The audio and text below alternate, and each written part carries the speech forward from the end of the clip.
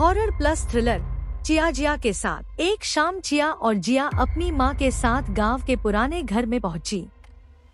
यह घर उनकी नानी का था जो अब वीरान पड़ा था। माँ को वहाँ कुछ पुरानी चीजें लानी थी, इसलिए तीनों एक रात वहाँ रुकने वाले थे। घर में घुसते ही पुरानी लकड़ी की बदबू और शांत वातावरण ने दोनों बहनों को थोड़ा असहज कर दिया। दीवारों पर मकड़ियों के जाले और फर्श पर धूल की मोटी परत थी। माँ ने मुस्कुराते हुए कहा, डरो मत बेटा, ये बस पुराना है, भूतों वाला नहीं। चिया, जो बड़ी और थोड़ी समझदार थी, सब कुछ ध्यान से देख रही थी। जिया, जो नटखट और छोटी थी, पुरानी चीजों में खेलने लगी। तभी चिया को सीढ़ियों के नीचे एक पुराना लोहे का ताला लगा दरवाजा दिखा। उस ताले पर धूल जमी थी, लेकिन उसमें एक अजीब सी चमक थी। माँ, ये दरवाजा किस चीज का है? चिया ने पूछा। माँ ने पलटकर देखा, थोड़ा चौंकी। वो कमरा कभी मत खोलना, वो बहुत पुराना है। कहते हैं वहाँ कुछ है जो बाहर नहीं आना चाहिए। इतना कहकर माँ कमरे में चली गई। चिया और जिया वहीं दरवाजे के सामने खड़ी रहीं। जिया धीरे से फुसफुसाई, कुछ है?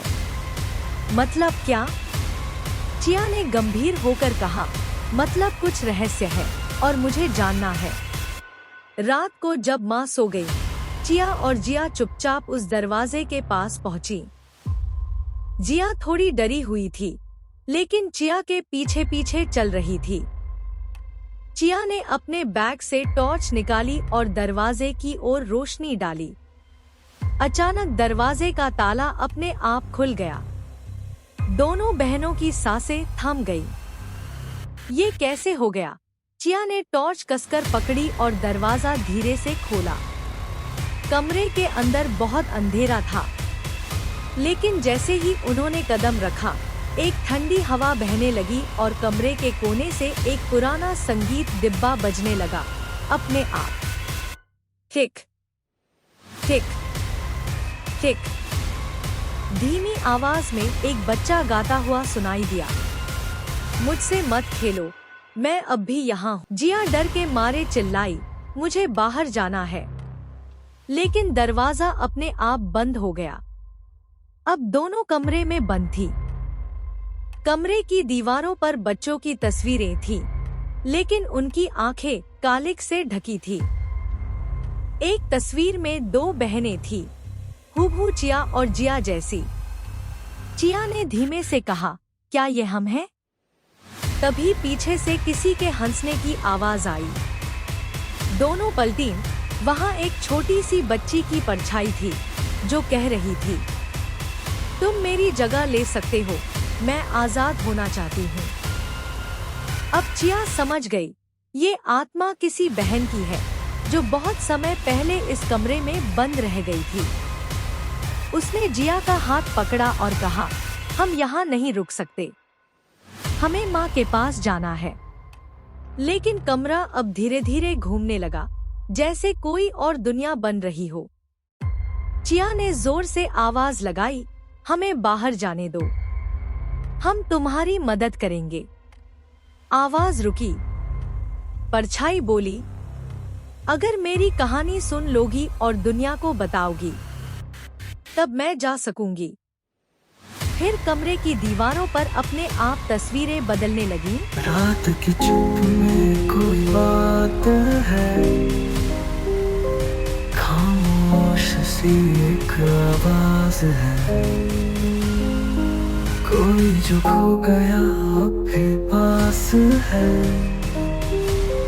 आंखों में रह गया एक राज है। मैं अब भी यहाँ हूँ, तुझसे कुछ कहना है, अधूरी कहानी को तेरा ही सहारा है। तू मेरी रोशनी, तू मेरी आस है, मेरी चुप्पियों में अब तेरा नाम है। मत छोड़ मुझे अंधेरों में, फिर से दिखा वो उजाला। वाला। तेरे साथ चलूं मैं वहाँ जहाँ सुकून का हवाला। मैं अब भी आऊं, बस एक आखिरी दुआ हूँ, बस एक आखिरी दुआ हूँ। एक बच्ची की कहानी जिसमें उसे ताले में बंद कर दिया गया था क्योंकि वह किसी रहस्य को जान गई थी। उसकी आत्मा अब उस कहानी को सुनाने के लिए तरस रही थी। चिया ने उसकी तरफ हाथ बढ़ाया। मैं तुम्हारी कहानी सबको सुनाऊंगी। चलो, हमें बाहर जाने दो। दरवाजा धीरे धीरे खुल गया। दोनों बहनें बाहर निकलीं और माँ के पास भागी। चिया ने सारी बात माँ को बताई। माँ चौंकी, लेकिन फिर मुस्कुराई। शायद अब वो आत्मा आजाद हो गई। अगली सुबह वो कमरा खुद ही खुला मिला और तस्वीरों में अब वो परछाई नहीं थी। चिया ने वादा निभाया। उसने आत्मा की कहानी अपनी डायरी में लिख दी। अब वो कहानी आप सुन रहे हैं।